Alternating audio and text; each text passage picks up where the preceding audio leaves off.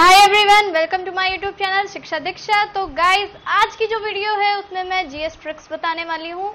तो ये GS trick जो है वो आपके लिए काफ़ी इंपॉर्टेंट साबित हो सकती है। तो इस जीएस ट्रिक को तो पढ़ ही लेंगे, इसके साथ साथ अगर अभी आप मेरे चैनल पे नए हैं और अभी तक आपने चैनल को सब्सक्राइब नहीं किया है तो चैनल को सब्सक्राइब कर लीजिए, इसके साथ साथ बेल आइकन को भी प्रेस कर लीजिए। तो चलिए स्टार्ट करते हैं। आज की जो मेरी जीएस की ट्रिक है वो मैंने साइंस से उठाई है और ये है वायरस यानी कि विषाणु से होने वाली बीमारियां यानी डिजीजेस के नेम्स। तो यहाँ पे आपको जितनी वायरस से डिजीजेस इंपॉर्टेंट जो भी आपके एग्जाम में पूछी जाती हैं, वैसे तो बहुत सारी होती है लेकिन जितनी भी मोस्टली आपके एग्जाम्स में आती हैं वो सारी मैंने इस ट्रिक से आपकी बन जाएंगे। और एक छोटी सी ट्रिक है और एक और ट्रिक होती है इसके लिए, लेकिन वो ट्रिक मैंने नहीं लिखी, वो थोड़ी सी लंबी है और मुझे ये ट्रिक काफ़ी अच्छी लगी और ये आप लोगों को अच्छे से लर्न भी हो जाएगी। तो चलिए इस ट्रिक की बात कर लेते हैं। देखिए लिखा है मेरी कैट है एमपी की। तो सिंपल सी ट्रिक है, मेरी कैट है एमपी की। अब देख लेते हैं कि कैसे इससे हम क्या क्या बना सकते हैं। तो देखिए मेरी यानी कि फर्स्ट जो अल्फाबेट आया वो आया एम आया। तो एम से हम लिख सकते हैं मेनिंजाइटिस। यहाँ मैं हिंदी में लिख दे रही हूँ ताकि हिंदी वालों को भी कोई प्रॉब्लम नहीं होगी और जितने भी लोग इंग्लिश से हैं तो स्पेलिंग की कोई ऐसी प्रॉब्लम नहीं होती है, इससे आप अपनी स्पेलिंग कन्वर्ट कर सकते हो। तो एम से है मेनिंजाइटिस। मेनिंजाइटिस जो होता है मोस्टली ये ब्रेन से रिलेटेड एक डिजीज होती है। तो डिजीज के बारे में हम ज़्यादा डीप नहीं बात कर रहे हैं। एम से मेनिंजाइटिस और ये है आपकी ब्रेन से रिलेटेड डिजीज। तो ये भी जो है ये वायरस से होती है। तो एम से मेनिंजाइटिस हो गया आपका। अब देखिए बात करते हैं, देखिए मेरी था तो एम ई, मेरी की MERI स्पेलिंग अगर आप इसको एज ए इंग्लिश ट्रांसलेट कर रहे हो, मेरी लिखोगे तो MERI लिखोगे। तो एम फिर ई फिर आर फिर आई। तो यहाँ पे हम मेरी का पहले देख लेते हैं पूरा। देखिए अब आ रहा है ई आपका।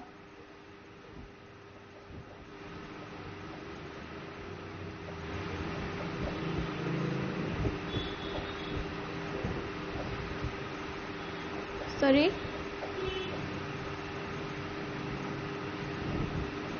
इन्फेलाइटिस इसको बोलते हैं मस्तिष्क शोध। ये भी जो प्रॉब्लम है, देखिए मेनिंजाइटिस और इन्फेलाइटिस ये जो दो बीमारियां हैं ये दोनों लगभग कॉमन है, पूरी तरीके से कॉमन नहीं है। दोनों है ब्रेन से लेकिन थोड़ा डिफरेंस है दोनों में। और ये जो दोनों ही बीमारियां हैं ये दोनों ही वायरस से होती है और दोनों ही दिमाग से यानी कि आपके ब्रेन से रिलेटेड प्रॉब्लम है।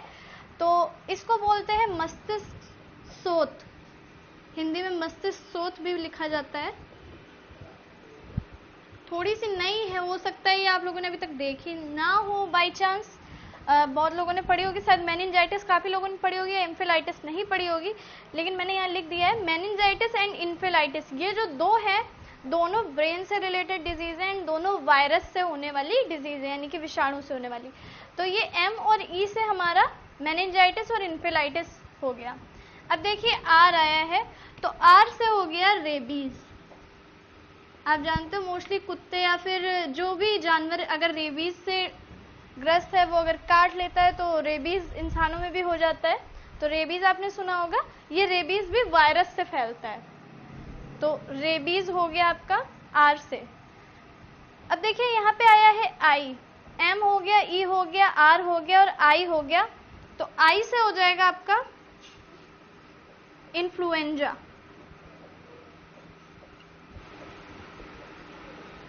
अब इसमें आप नॉर्मल सर्दी जुकाम से लेकर के N1H1 फ्लू तक भी जा सकते हैं, क्योंकि ये जितनी भी नॉर्मल सर्दी जुकाम जो होता है वो भी वायरल, आपने सुना होगा वायरल फीवर चल रहा है या फिर जैसे वायरल कोल्ड वगैरह होता है, ये भी एक से दूसरे को हो जाता है, वायरस से होता है। एंड इसके अलावा N1H1 फ्लू जिसको स्वाइन फ्लू भी बोलते हैं, ये सारे भी जो है इन्फ्लुएंजा के तहत ही रखे जाते हैं आपके। तो ये जो है ये भी वायरस से ही फैलते हैं। तो ये हो गया आपका इन्फ्लुएंजा। तो देखिए मेरी जो पहला मेरा अक्षर था मेरी, उससे MERI बना, मेनिंजाइटिस, इन्फेलाइटिस, रेबीज एंड इन्फ्लुएंजा। ये आपके विषाणु से होने वाले रोग हो गए। अब देखिए मेरी, फिर उसके बाद आ रहा है आपका कैट। तो कैट भी हम यही देख लेते हैं,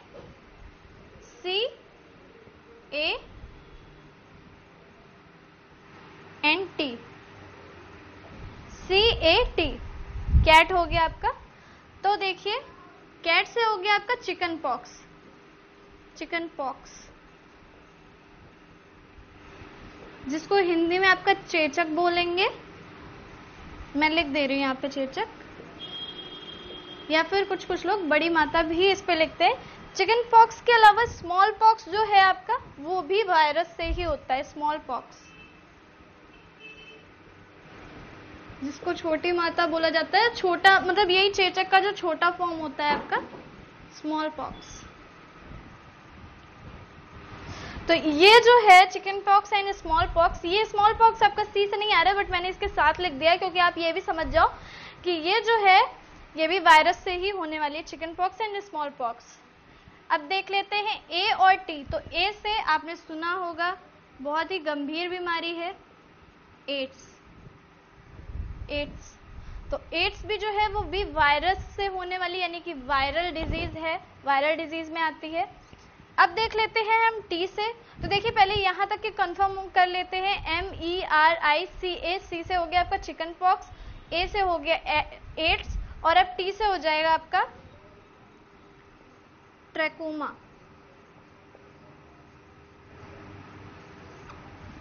ये जो होती है ये आइज से रिलेटेड प्रॉब्लम होती है, आइज में होती है ट्रैकोमा। तो मेरी कैट, इतने की पूरी हमारी ट्रिक बन गई। देखिए एम से मेनिंजाइटिस, ई से इन्फेलाइटिस, आर से रेबीज, आई से इन्फ्लुएंजा, सी से चिकन पॉक्स, ए से एड्स, टी से ट्रैकोमा। अब आगे देख लेते हैं। देखिए अब था है MP की, तो है से सिर्फ हमारा H बन रहा है। वैसे तो है अगर हम लोग लिखते हैं तो HAI बनाते हैं, लेकिन यहाँ पे आपको सिर्फ S से रिलेशन है, S से ही मतलब है, H लिखना है आपको। तो देखिए यहाँ पे मैंने H लिख दिया। अब H से देखिए दो रोग होते हैं जो H नेम से होते हैं। एक आपका होता है हर्पीस,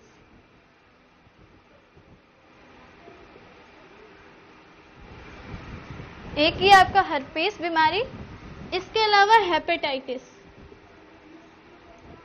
तो ये दोनों अलग अलग बीमारियां हैं और ये S से स्टार्ट होंगी, इसलिए मैंने H वाले इसमें दोनों रख दिए। तो हर्पीस और हेपेटाइटिस ये दोनों अलग बीमारियां हैं।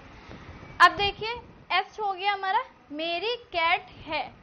अब MP आ रहा है, देखिए MP, और जो आपका ये कीवर्ड आया है ये फालतू का वर्ड है, सिर्फ आपको सेंटेंस को बनाने के लिए रखा गया है। क्योंकि अगर सिर्फ आप इतना लिखते मेरी कैट है MP तो सही ना लगता, इस वजह से मेरी कैट है MP की रखा गया है, जिसमें की ये है इसका कोई काम नहीं है। तो अब देखिए, तो चलिए अब M एंड P ये दो अल्फाबेट्स हमारे पास बचे हैं, अब इन दोनों से देख लेते हैं। तो देखिए M से दो बीमारियां हैं जो मैंने एक साथ लिख दी हैं, दोनों अलग अलग बीमारियां हैं। पहली है आपकी मम्स, जिसको MUMPS लिखते हैं। मैं हिंदी में लिख रही हूँ इसलिए मैं पूरा हिंदी में ही लिखूंगी, सॉरी। मम्स,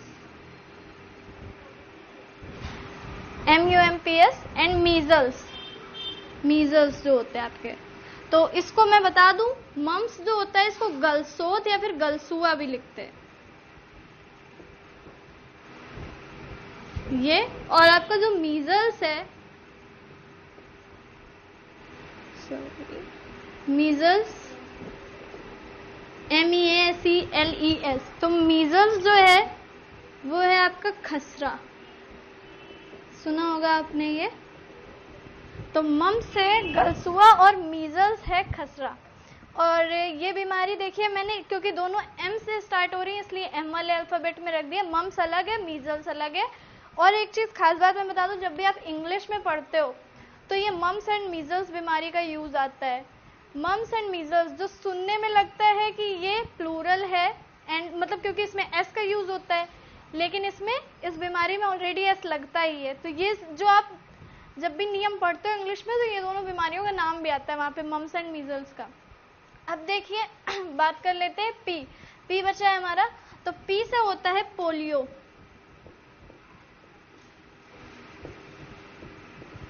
P हो गया आपका, P मैं थोड़ा नीचे लिख दे रही हूँ, यहाँ हो जा रहा है। तो P से हो गया आपका पोलियो। फिर से अब बात करते हैं, एक बार देख लेते हैं जल्दी से। देखिए मेरी कैट है MP की, ये था। तो M से मेनिंजाइटिस, ये भी ब्रेन से रिलेटेड बीमारी है। ई से इंफेलाइटिस, ये भी ब्रेन से रिलेटेड बीमारी है आपकी। आर से रेबीज, ये मैंने बताया पालतू जानवरों के काटने से, स्पेशली डॉग वगैरह के काटने से रेबीज होता है। आई से इन्फ्लुएंजा, इसमें आपका स्वाइन फ्लू से लेकर के जो भी नॉर्मल फ्लू होता है उसको भी रखा जाता है। सी से चिकन पॉक्स, एंड इसके अलावा स्मॉल पॉक्स भी वायरल ही होता है, तो ये दोनों आपका, ये दोनों वायरल डिजीज है। ए से एड्स, ये भी वायरल। टी से ट्रकोमा आइज के लिए।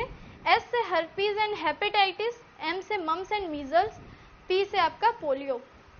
तो आई होप मैंने जितनी भी इम्पोर्टेंट थी वो सारी इसमें कवर कर दी हैं, क्योंकि जो नॉर्मल ट्रिक होती है उसमें कभी कदार ये होता है कि छोड़ भी देते हैं, तो मैंने सोचा कि इसमें आपको सारे में लगभग कवर करा दूं। इसके अलावा बाई चांस अगर कोई ऐसी रह जाती तो आप उसको अलग से तैयार कर सकते हो, लेकिन मोस्टली रहेगी नहीं, क्योंकि जितनी भी इंपॉर्टेंट है जो भी आ सकती है वो मैंने सारी की सारी आपको इस ट्रिक से कवर करा दी है कि वायरस से होने वाली कौन कौन सी बीमारियां। क्योंकि पहले जब मैंने बताया था तो मैं जब पढ़ा रही थी तो मैंने 1-2 बीमारियां लिखी थी जिसमें मैंने बताया था कि ये वायरल है, ये वायरल डिजीज है। इसके अलावा मैंने कहा था जब मैं कभी पढ़ाऊंगी या फिर उसकी ट्रिक बनाऊंगी तो मैं आपको लाइन से बताऊंगी कि कौन कौन सी बीमारियां हैं जो वायरस से फैलती हैं।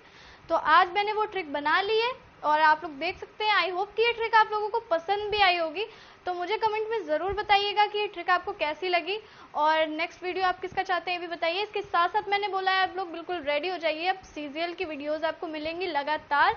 तो सीजीएल के लिए जो भी पढ़ाई होगी वो हम बेसिक एकदम चैप्टर वाइज करेंगे, बिल्कुल भी उसमें कोई भी ट्रिक या फिर कुछ भी ऐसा नहीं होगा जो आपको बीच बीच से उठाया जाए। अगर आप लोग चाहते हैं कि टॉपिक वाइज रहे एकदम चीज़ें, तो टॉपिक वाइज चीज़ें आपको वहाँ पे मिल जाएंगी। तो चलिए मिलते हैं अपनी नेक्स्ट वीडियो में, तब तक के लिए इस वीडियो को लाइक करना मत भूलिएगा, शेयर भी कर दीजिएगा।